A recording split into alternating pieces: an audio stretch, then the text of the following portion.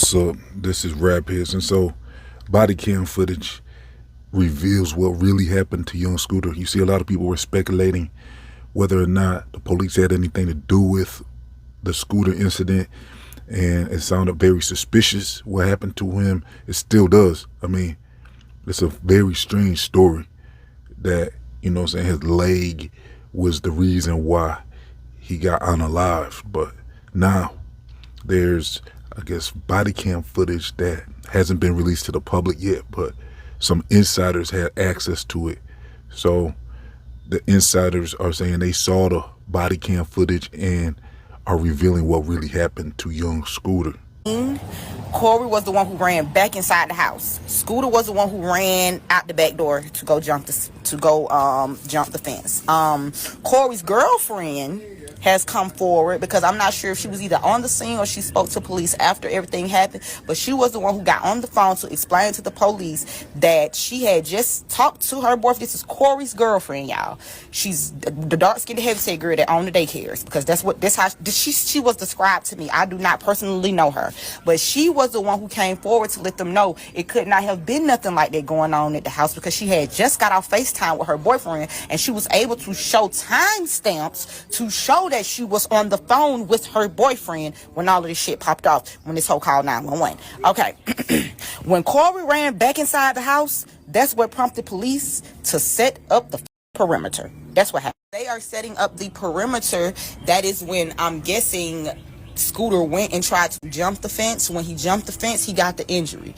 It took police 2 to 3 minutes to locate Scooter. He was screaming. They could not find his location. He was screaming for help. They say they had to break through the wooden fences to even get to him. So they broke the wooden fences. It's on the body cams, in which my source has actually seen the body cam, so she knows what she's talking about. So like she said, she's seen the body cam, and in the body cam, they are rendering him aid. They're trying to get everything. They did everything in their power to save Scooter's life. But it just so happened that the injuries that he sustained, his chance of survival were 10%, if I'm not mistaken. That's what was said. His chances of surviving that particular injury were 10%. He was not, it was not no, he was, it was just like, yeah. And okay, so then my thing, this is the part where I want y'all to really, really pay attention to. And so, according to their reports, it looks like this all is footage, what happened to young Scooter, and it's going to show once it's released, if it ever gets released. It probably will, though. Most body cam footage ends up getting released to the public, so people will be able to see that. It looks like Scooter jetted out the back when the police came.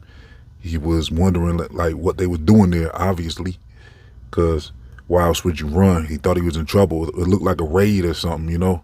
You're not thinking it's the wrong house. You're not thinking it's a swatting call. You're not thinking it's a false call or anything like that. So Scooter probably, you know, it sounded like it really was a trap house, in my opinion, because, you know, the lady was trying to tell on them with that false call. So, I mean, I wouldn't be surprised if it really was a trap house or something. And because why else would you run? You know, if they wasn't doing nothing wrong, I don't think Scooter would have ran. But he ran, and then they're saying he jumped some wooden fences and his leg, you know, got punctured on one of those fences. And according to the body cam footage that this woman says she had access to, well, one of her associates had access to or whatever, they said they saw the footage, and it confirms that, yeah, he was on the ground, and they said they heard him yelling real loud. This sounds very believable. I mean, he was yelling, you know, because he is hurt, and the police didn't know where that was coming from. You know, so they was looking for him. It took like 2 or 3 minutes of him yelling and bleeding out, you know. So he was yelling, and they couldn't find him. It was dark, I guess. So then they finally located where the sound was coming from, and they had to smash down a few fences to even get to him, you know. So this is what all they're saying is on the body cam footage. So all that talk about the police did that to him, I don't think it's gonna be accurate, you know, because it sounds like they finally got to him, and They tried to render aid to him after they got to him. You know, that there wasn't much they can do, though. I guess it only took, 2 or 3 minutes for that to, to take him out. That sounds kind of crazy to me, though. I mean, this was Future's artist. I don't know if he had something put on him. I will get into that on my other channel. You know what I'm saying? Exclusive updates. We'll talk about it over there where, because it's still strange to me. You know what I'm saying? This whole thing's still strange to me that this happened. Even though they're saying that the body cam footage is going to verify the official story, that doesn't mean there wasn't other forces involved in this, because with that whole story, I mean, I think this is going to show us that, yeah, this was one of those freak accidents. And you can take it how you want, but I believe this is going to turn out to be accurate, the whole story about what happened to, Scooter. And this is what the police said happened to him as well. So they didn't have nothing to do with it. They didn't pop him or nothing. He was just, in an unfortunate situation where his leg got punctured so bad and it hit one of those main arteries. I guess there's a main artery going through your leg. I would have never thought that this would have been like something that could happen. I mean, it sounds, I guess, believable. I know that they said like your bone marrow, something with your legs has something to do with some main stuff going on with your blood and your circulation system. It's like a main line going through your, I think they're saying the bone marrow in your leg or something like that. So I heard this stuff before. I heard this type of stuff before. It's like a main thing going on. But I mean, I guess if it would have missed that artery or that whatever a puncture, if it would have missed that, I guess he would have been still good. It would have been a normal situation where they could have, patched him up. But time was critical.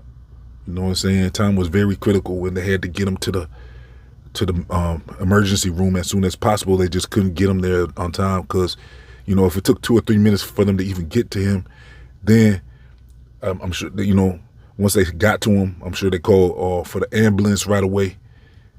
I did hear other stories that they tried to arrest him first. See, I think that's what it's going to come down to, because there's conflicting stories. So even if this does add up and this body cam footage shows that, is it going to show that they tried to arrest him first, or did they right away call the ambulance? And you know what I'm saying? Because there was reports that came out that said they tried to arrest him first and handcuff him and, maybe even put him in the back of the car, like they didn't understand how severe it was. And then I was hearing reports that they started seeing that it was bad, so they put him back out on the ground, and then waited for the ambulance. That's one of the things I heard. Maybe it all goes together though. Maybe they handcuffed him while they waited for the ambulance. I don't know. They probably shouldn't even moved him or nothing though. So that's the part of the body cam footage I want to see before I fully believe this story is, like they're completely innocent. Because if they try to handcuff him, that's not gonna be a good look for them. You know what I'm saying? So yeah, okay. So yeah, we got the verification, I guess, coming out. Right now, the body cam footage is not available to the public, but according to the reports, there's some people who saw the body cam footage, and this is what they're saying is, yeah, they saw that part, and the police, broke down fences, got to him, tried to render aid, and so what, they called the ambulance after that, and had to wait probably another 5 minutes, probably 5 to 10. Time was critical, so they probably had to wait at least another 5 to 10 minutes before the ambulance got to them. So by then it's like 15 minutes. I guess that was too long. Maybe he was alive a little bit before they, by the time they got him to the ambulance. And I don't know even if, he was unalived in the hospital or on the way to the hospital or before the ambulance even came. We need all those answers still. We still need those answers. Plus we need to know, did they try to handcuff him or anything before they, while they was waiting for the ambulance, did they try to handcuff him or anything? We're going to need to know all those answers. So even though this person is saying they saw the body cam footage and trying to dismiss everything as, yeah, this is what happened, we're going to have to still wait. There's still more answers. We still got more answers. But, it's starting to look like, yeah, I mean, you know, we'll see. I'll keep y'all updated as more information comes out. So stay tuned. Hit that like button. Let's get over 100 likes on this video. Check the description box for links and all that. Make sure you follow Rap HITZ on social media and all that. And let's see. That's it. I'm out.